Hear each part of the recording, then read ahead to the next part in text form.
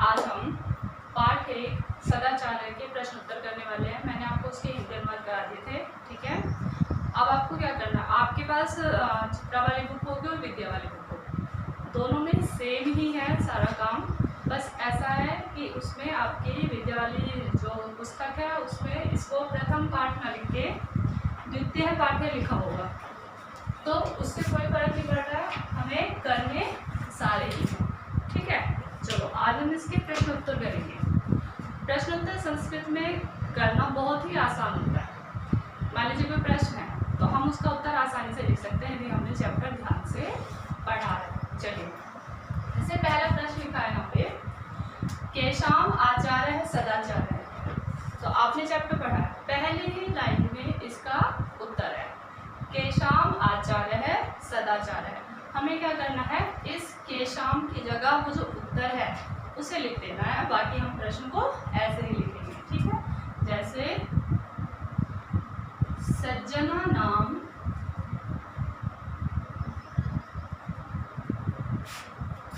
आचार्य है सदाचार है। देखा आपने प्रश्न क्या था, केशाम आचार्य है सदाचार है। हमने क्या किया, सज्जना नाम है ना, इसका उत्तर यही है ना कि सज्जनों का आचार्य सदाचार है। सज्जना नाम, केशाम की जगह क्या है, सज्जना नाम, आचार्य है सदाचार है। दूसरा प्रश्न है, सज्जना के भवन्ति। सज्जन कौन होते हैं, कौन होते हैं सज्जन, ये जना सदैव, ये जना सदैव विचारयन्ति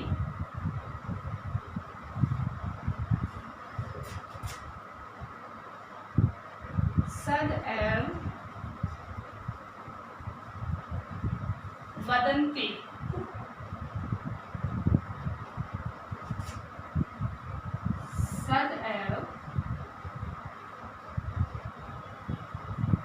सदैव आचरन्ति च।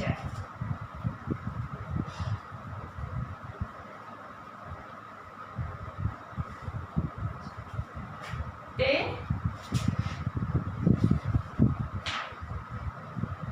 क्या, सज्जनः भवन्ति, ते सज्जनः भवन्ति, ठीक है। दो प्रश्न हमने यहाँ पे किए, तीसरा लिखेंगे आप, इसको कर लिया होगा आपने, वैसे तो मैं आपको कॉपी में भी करके दूंगी ये, ठीक है। अब हम अगला प्रश्न लिखेंगे। थर्ड क्वेश्चन क्या है, विनय कस्मात् उद्भवति। विनय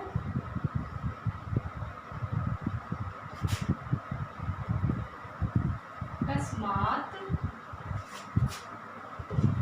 उद्भवति। तो ये आपको इसका जवाब आता है ना, विनय कस्मात् उद्भवति, विनय कस्मात् सदाचारात्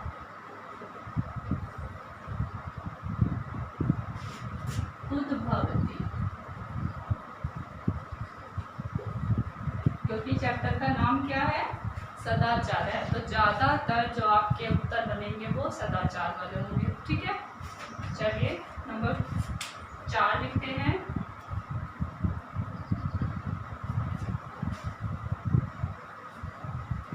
जब हम चैप्टर को ध्यान से पढ़ते हैं तो हमें फिर प्रश्नों को याद करने की जरूरत नहीं होती है। हमने चैप्टर ध्यान से पढ़ा, पाठ हमने ध्यानपूर्वक पढ़ा, तो उसी के साथ साथ हमें प्रश्न भी याद होते जाते हैं।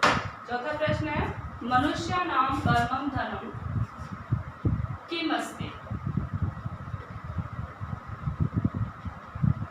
मनुष्याणां परमं धनं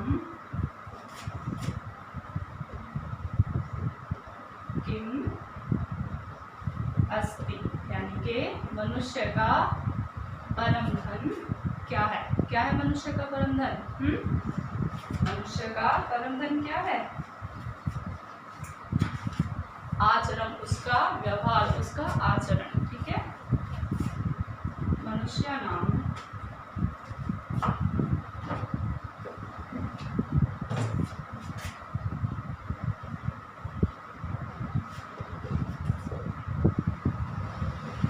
कर्मं धनम आचरणम अस्ति। किमाय ना, इसके की जगह हम क्या कर देंगे, आचरणम,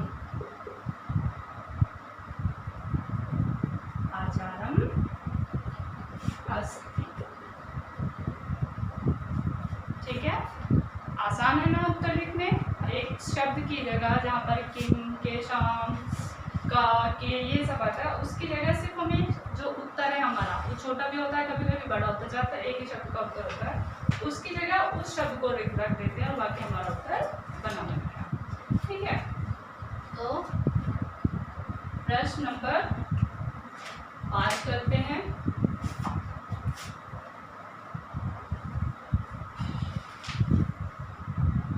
प्रश्न नंबर 5 क्या है, केशाम आचार्य अनुकरणीय है।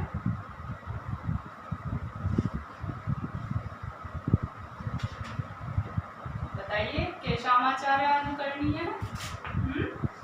बिल्कुल आसान है ना। केशाम आचार्य है अनुकरणीय, अर्थात हमें किम का आचार अनुकरण के योग्य होता है। कैसे लोगों का, कैसे लोगों का आचरण अनुकरण के योग्य होता है, सज्जनों का, है ना। तो केशाम की जगह क्या लिखेंगे, सज्जना नाम, सज्जना नाम आचार्य है